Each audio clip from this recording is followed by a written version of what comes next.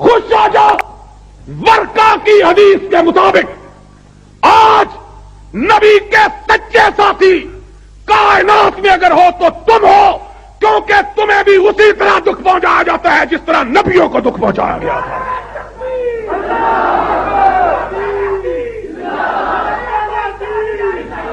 اور سبب وہی ہے جو نبیوں کو دکھ پہنچانے کا سبب تھا۔ نبی بھی کہتے تھے لا الہ، اور وہابی بھی یہی کہتے ہیں لا الہ الا اللہ، وہابی بھی یہی کہتے ہیں۔ آج ہم کو کہتے ہیں شریف نواز پھول چڑھا آیا ہے،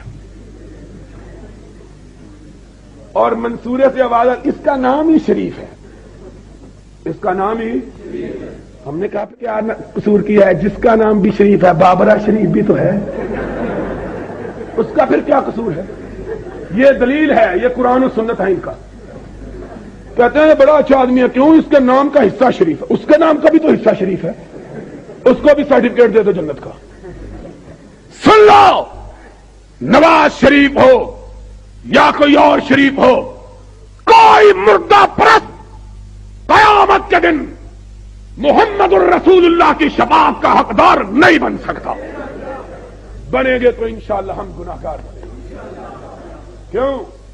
قیامت کے دن آئیں گے، نامہ اعمال میں بڑے گناہ ہوں گے، بڑی غلطیاں، بڑی قصور، لیکن آنکھ اٹھا کے رب کی بارگاہ میں ادب کے ساتھ کہیں گے اللہ گناہ تو بڑے کیے، نہ تیرے ساتھ کسی کو شریک کیا، نہ تیرے مصطفیٰ کے ساتھ کسی کو شریک کیا، نہ تیرے ساتھ شرکت گوا، نہ تیرے۔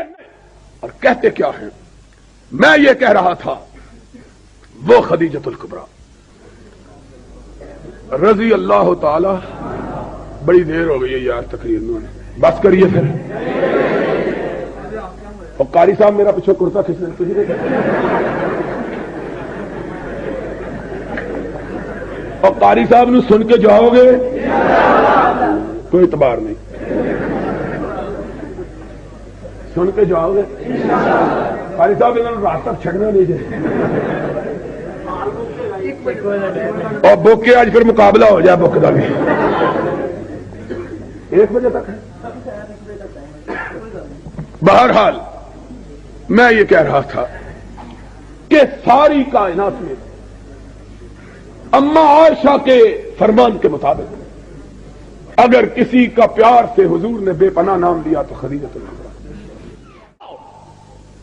خدیجۃ الکبریٰ حضور کی زندگی میں فوت ہوئی کہ نہیں؟ حضور نے اس کی قبر پختہ بنائی تھی کہ نہیں؟ تم جھوٹ بولتے ہو، ان کو کہو ہم جھوٹ بولتے ہیں، تم کوئی حدیث دکھا دو، تم حدیث دکھا دو، انشاءاللہ وہابی چندہ کر کے تمہاری قبروں کو پختہ کر دیتے ہیں۔ انشاءاللہ انتظار کریں گے کب تم مرو، کب سیمنٹ کی بوریاں تمہارے اوپر رکھیں، اسی مرزا صاحب نو ٹھیکہ دے دیں گے تھوڑی قبریں بنا دیں۔ تم کرو بات، کوئی حدیث دکھاؤ۔ سید الشہداء، قیامت تک آنے والے شہیدوں کا سردار کون ہے؟ حمزہ۔ تاریخ کے چہرے کو ضیاء بخشی ہے، ناقدو وقت کی رفتار بدلنے کے لیے میں نے مجبور زبانوں کو نوا بخشی، کج کلاہوں کی رعونت کا اڑایا ہے مذاق، میں نے تاریخ کے چہرے کو ضیاء بخشی ہے۔ آج کہتے ہو پختہ مذاق